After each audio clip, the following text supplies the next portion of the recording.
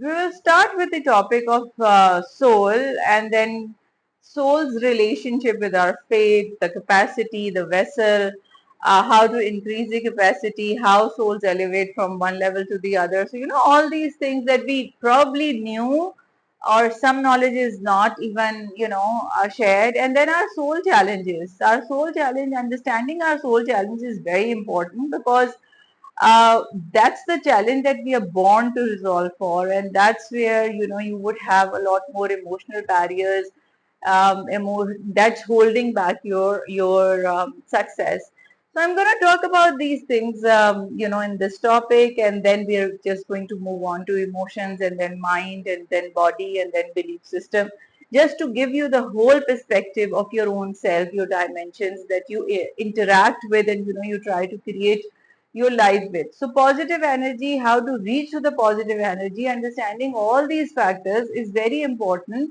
It's regarding about your own self, because if you understand your own self, you can build anything, good relationships, family, children, wealth, abundance, because Allah says that once you resolve this, once you elevate your soul, I will give you whatever you want to. So as long as it's you're doing it the right way, using the right energy, doing the best that you can, so Allah will compensate. I should not really, Allah will reward you for it. Compensate is not the right word, because you can't be compensated, and Allah's reward, Allah is the one who can only reward you. So that's the kind of thought process that I had while constructing this series, so that people would know themselves, and then work on their selves more than anything else.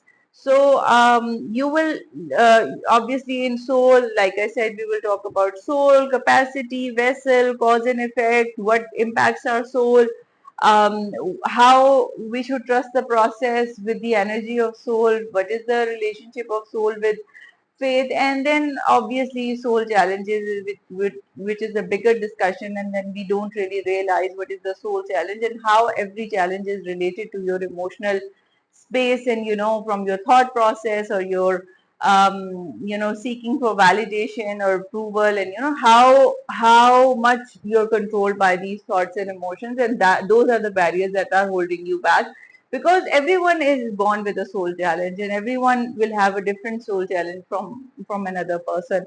So I think that's where I am in my headspace, and that's where I would like, my little community that we have built so far I would like to take them along on the next topic, and let's explore, and let's help each other to understand that why do we have to understand soul so much. I think this is the topic, as a Muslim, it's under discussed, in my opinion.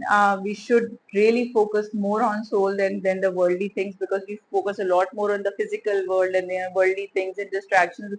And then I say that all the work, all the abundance, or the contentment is in your soul, actually. If it is not in there, if you don't have faith, then you're not able to construct or craft a positive life, abundant life, wealthy life. So if you have not done the soul work, then obviously the outcome is going to be the same. So I always say, even in business, that if you fix your back end, your front end, or your consumer space will be fixed anyway. So it's just the same concept. If you fix your back end, which is coming from the source, your relationship with the other world, the light of the creator, where we know that soul is never gonna die. So all that thought process and thinking, if you're gonna fix that, then it will be very easy for you to create life in the physical world, because either you will achieve what you want to achieve, or you would be content even if you don't achieve, because you would just have a lot more faith in your own self, and every failure is not going to impact you, every fall down is not going to impact you, every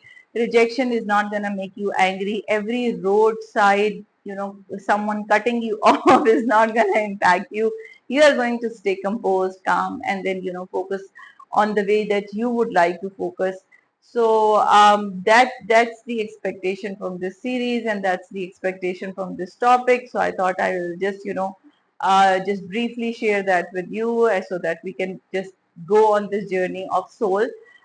Expect some 30-40 videos obviously on this topic as well, before we get into a lot more deeper work, which would be emotions, and that's where I think a lot more hurt and wounds and traumas and fears takes over, and that's going to really, the next topic is going to really help you all.